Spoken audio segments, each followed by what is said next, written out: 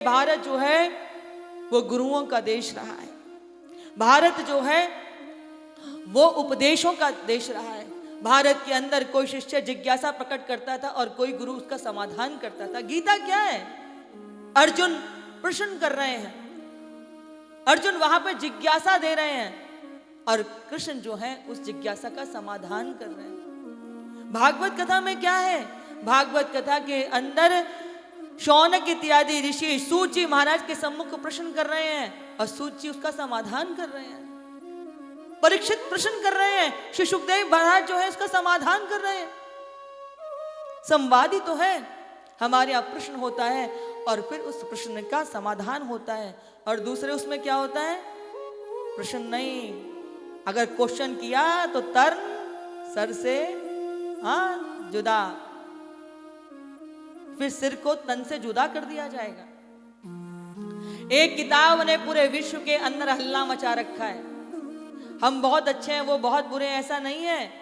हमारा धर्म हमको शिक्षा देता है कि चींटी भी आ जाए तो भी उसकी रक्षा करो, जानकर किसी जीव को कीड़ा मत दो। हाँ, उनके यहाँ तो उसको भी मारेंगे काटेंगे, तो ये भी नहीं कि भैया सीधा उसको बलि दे दो, उसे भी कलमा पढ़ पढ़ करके हलाल करेंगे। जो एक जिनके मन में दया ही नहीं है, ऐसे निशाचरों से कैसे लड़ोगे? इसलिए मेरा निवेदन है इस व्यासपीठ से आप सबसे हाथ जोड़ करके सजग रहना, शत्रु बोध होना, ये हम सबको आना चाहिए। हम सबको शत्रु बोध नहीं है, शत्रु बोध नहीं है। माला भी जपो पर भाला भी रखो, कोई भी हमारा देवता बिना शस्त्र के नहीं है। राम जी यदि मर्यादा सिखाते हैं तो दुष्टों पर फिर धनुष भी तानते हैं। कन्हैया प्रेम सिखाते हैं तो सुदर्शन भी उठाते हैं। हाँ, भगवती के हाथों में देखे कितने आयुध होते हैं और किस पर सवारी करती हैं? किस पर? सिंह पर सवारी करती है। इसे दयनीय मत बनो।